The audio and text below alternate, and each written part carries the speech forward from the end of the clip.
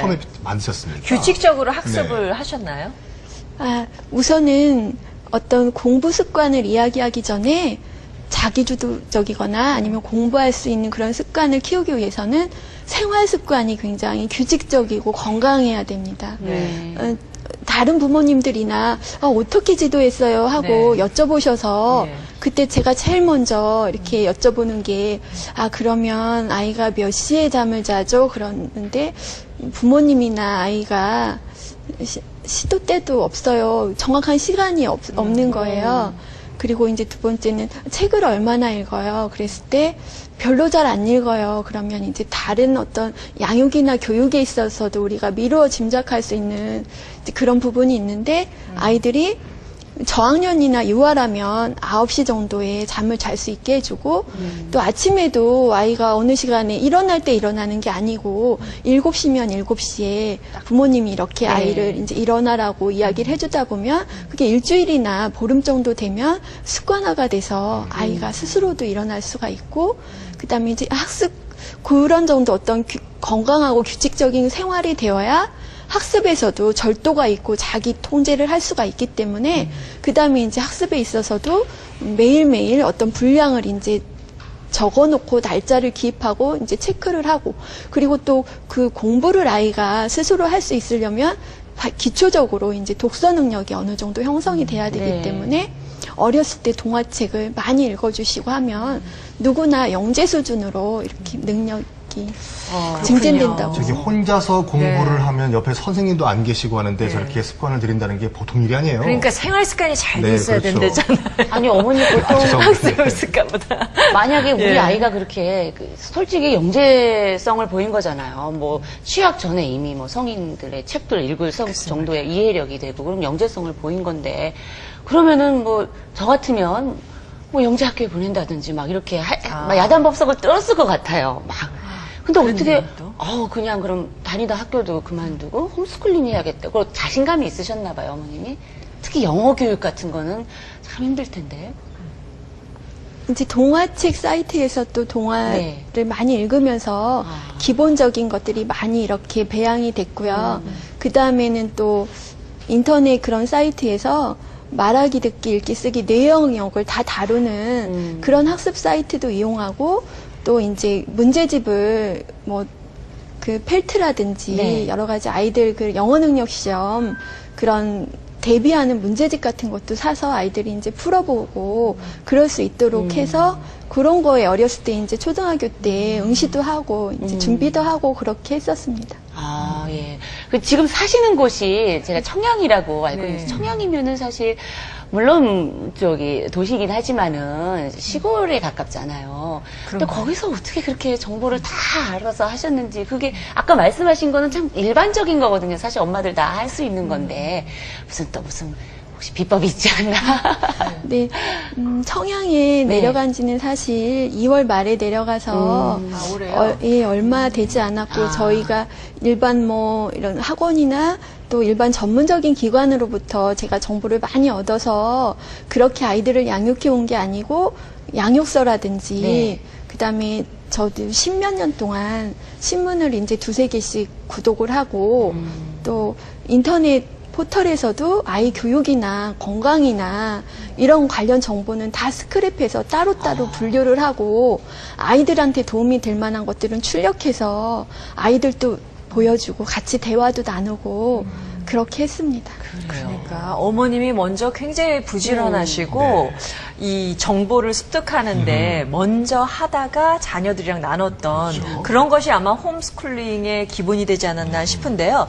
한문석 교수님, 홈스쿨링 정말 뭐 할 수만 있다면 다 하면 좋은데 주의해야 할 사항도 굉장히 많을 것 같아요.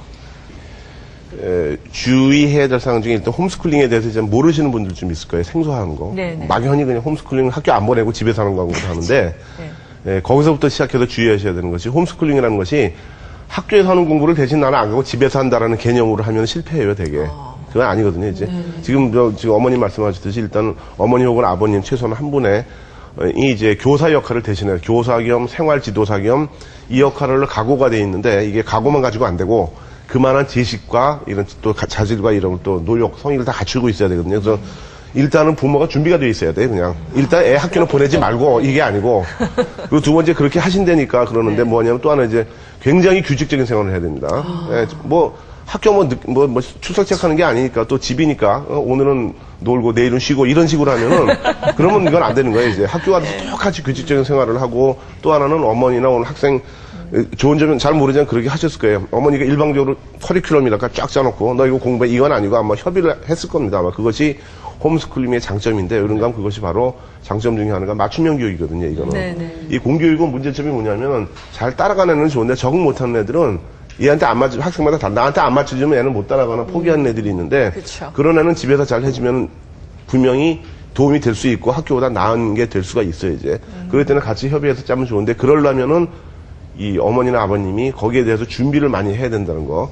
단순한 공간 이동이 아니라는 걸 먼저 아셔야 돼. 그러니까 사전에 홈스쿨링이 뭔가에 대한 사전 준비를 쭉 해야 되거든요 이제. 아니, 근데 교수님 제가 궁금한 게 제가 홈스쿨링을 이해를 다 했는데 영어를 홈스쿨로 한다는 사실 영어가 무슨 심오한 진리를 깨닫는다든지 혼자서 독학을 해서 그런 게 아니고 언어니까 그렇잖아요. 사실 이렇게 의사소통하고 지내면서 배우고 그래서 혼자 앉아서 홈스쿨링으로 영어를 취득했다는 게 혹시 우리 민지민식이 맞죠? 민지민식이가 특별나서 그렇게 된 거 아닌가. 또 얼마 전에 우리 프로그램에 나왔던 그 학생도 책 쓰고 했던 우리 네. 친구도 굉장히 우수하거든요. 그래서 그렇게 홈스쿨링을 하면서도 영어를 취득하지 않았나.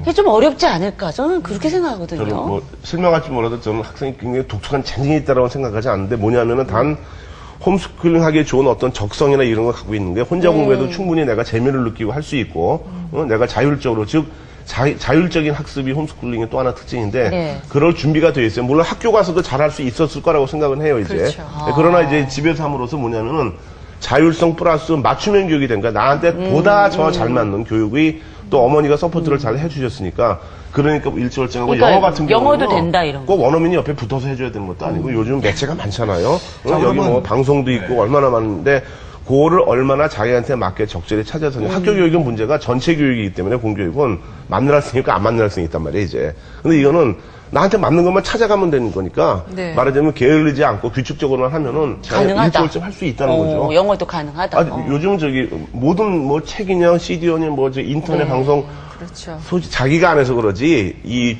자료는 어마어마하게 많은 어마어마하죠. 거예요. 네. 이제. 근데 우리 그래서 민식군 가능해요. 같은 경우는 그래서 독서광으로서 독서를 통해서 일단 학습에 대해서 관심을 갖게 됐고 네. 그 다음에 뭐 토플, 토익 공부도 하게 되고 그렇게 되는 것 같아요. 그럼 우리 또 두 주인공이죠. 우리 또 두 학생에게 발언권을 드리겠습니다. 먼저 우리 김민식 학생.